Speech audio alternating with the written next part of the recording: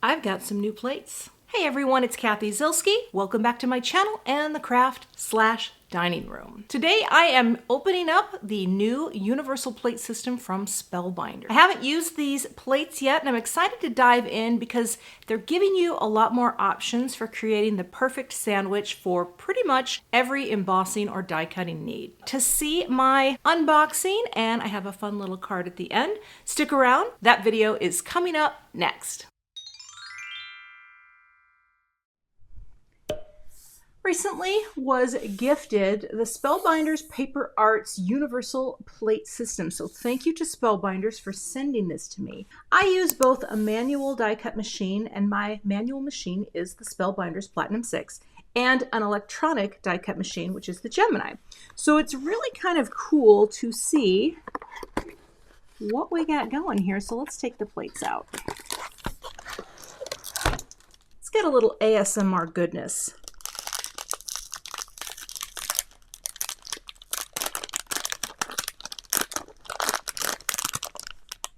Is it just me? I don't know. Love the crinkly sounds. All right. I'm not an expert on this system yet because I have not used these, but what comes in the package is a platform base, and that's A and B, a platform top. And what's cool about this platform top, it has a slight elevation. You can see that mark there, to give a little more pressure because the rollers in the machine are over here. And you know how sometimes you can put something on the side of your platform to give it more pressure? This is designed to even that out. So that's platform A and platform B. Then we have our cutting plates. There are two that come in this packet, in this new set. Two, of course, a top and a bottom, just like any die cutting system. So that is C. Next we have platform D. This looks like it's going to be used a lot for embossing, and this is not a cutting plate, so you do not cut into this. There is also the rubberized mat. This is E, and again, this can be used for, I guess, adding more pressure, or more so for dry embossing, which is something I love. And then there is this slight little, kind of hear that, a little shim. Again, not a cutting surface, but just something to add a little more pressure. Now let me show you the platform base of the original machine. That is the original Spellbinders platform. So you can see how much larger this platform is, and this is thicker here than this one. And that's okay because we have this new B plate, that as well. All right, so again, for those of you who have lots of slim lines, it's going to be nice, or if you have a border die, just anything that's a little longer, it's going to be really nice to have that longer platform for. So I'm excited to try this out today. I've got a couple tests I want to run and just do a few different things. So let's get started. To start out here, I've got my platform A, and I'm going to put in platform B. So I've got these two together. And then I'm going to grab one of the cutting plates. I mean, I guess it doesn't matter where you line it up. I could just line it up, you know, right like that, because we're going to start out with just cutting. And the first thing I'm going to cut, because I have a card in mind, is just a little piece here of lavender cardstock. This is trimmed to 3 3/4 by 5. We're going to go right in that center, and I'll just line it up. I guess it doesn't have to be perfectly lined up, right? And let's just run it through.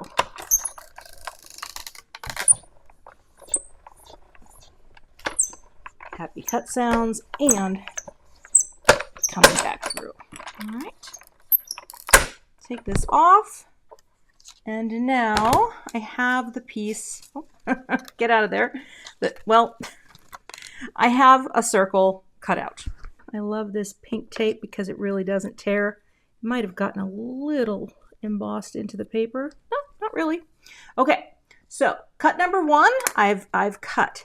Now I want to emboss a pattern on this. So I'm going to grab a really cool folder, This is one of the 3D embossing folders from Spellbinders, and they graciously sent me a slew of these, and I love this. It's called Puff Dotty.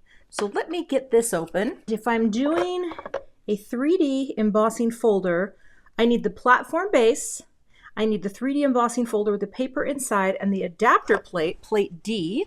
Put that out here. And of course, you can just kind of line it up, you know, just so that you're splitting your patterns top to bottom. I think that's probably, well, it's not perfectly straight, but we'll go like this, okay? Place this down, and we'll take adapter plate D, place this on top, and let's see what happens. I'm very excited about this, okay? Adapter plate D. And we'll go through. Get that out of the way.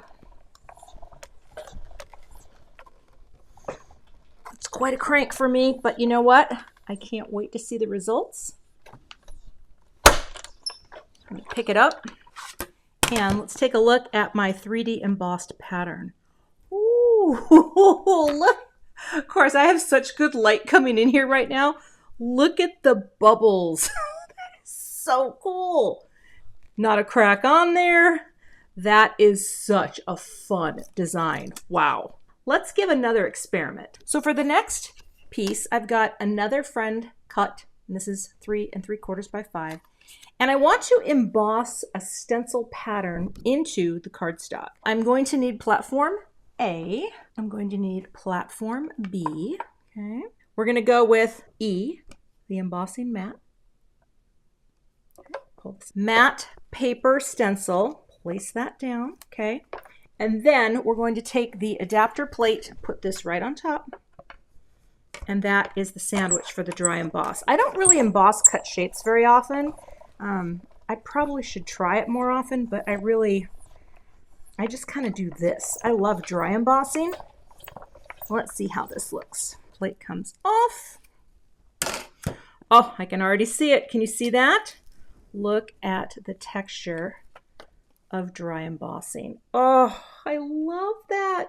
Dry embossing is much more subtle, obviously, than a pattern such as this, which you can see there's just a little more depth and dimension in there. But that is really cool to have just a very simple approach. And of course, the platform length is longer if you wanted to do this on a deeper length, because these 3D embossing folders from Spellbinders are much taller, so you could be using them for a slimline design. All right, pretty cool to see how this works. And I guess over time, what I will figure out is what is going to be the plate life, especially for my clear plates. When will the shim come into play? That I don't quite know just yet, but of course, you know, gonna learn as I go. One thing I want to figure out is what would be the best sandwich for a Simon Says Stamp 3D embossing folder, because I have a bunch of those and I know what works on my old plate system. So let's see if we can figure this out for the new one. So Spellbinders, a little thinner, Simon, a little thicker. I am not sure what the platform requirement will be for this. So let's put this in. This is one of my favorite, and I want to make sure we're pushing the dots up. Yep, the Dibble dots. Love this design and this pattern. Okay, so we're going to put this in. I'm not going to spritz this with water or do anything heroic. What I might do, however, I'm not going to grab the next plate because I feel like this might not be, okay, that's not enough tension. I think I'm going to grab cutting plate C for a little more pressure, and we'll see. Let's see if that even wants to go. No, I think that does not. Okay, so we're gonna, we're experimenting. Let's put in E, the rubber mat, and see if this gives us enough pressure. It might not, but it might. Oh, look at that. You know what? I think we're very close. We're gonna go like this, plus F. Okay, for that little extra shim, and then I'm gonna put this down on top and see.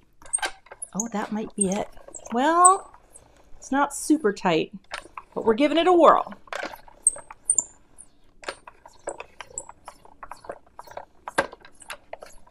And now, let's see how that looks. Now that's pretty cool. It doesn't quite give you the full texture of the 3D, although I don't know. That is pretty cool. So again, for the Simon 3D, I just tried using Platform A, the rubber mat, and the shim. Now on the Spellbinders site, there are recipes for other makes of folders, and you can check those out. I'm gonna really enjoy experimenting with these plates. I will keep these in for the next several months, and I will report back. I decided to show just one completion using this panel, and I've got this Alstroemeria stem from Simon Says Stamp. Cut these pieces out of white cardstock, inked them, and glued them all together. And what I'm going to do is just pop the panel down and finish the card.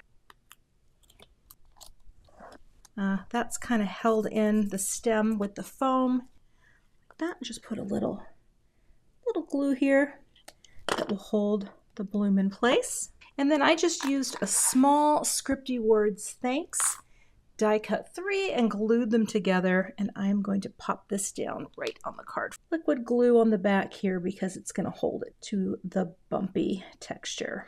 And we're just going to place that little thanks right down here. Let that adhere. All right, and then I'm just going to use, I have these wonderful clear self-adhesive dots, enamel dots from Waffle Flower Crafts, no muss, no fuss. And I'll just put a couple in here to kind of add a little detail in the open space. And maybe one right here. Oops, come on now. I love these because they don't stick too hard when you first put them down, and you can move them if you don't like their placement. But I thought maybe a couple there. One on the leaf itself, like that, with a little drop of water, and one right there, sort of mirroring the dots on the panel. So, really fun card project, just really quick to share here. And again, I will have links to all of the supplies I used in today's video below.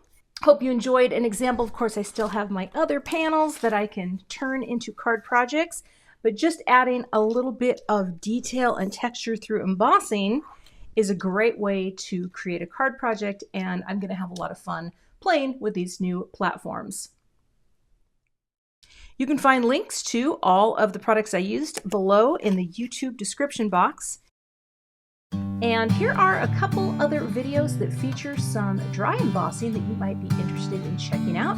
They're a little older. This is before I had the Universal Plate System, but hopefully you'll find inspiration all the same. I'll see you in the next card video. Thanks so much for watching.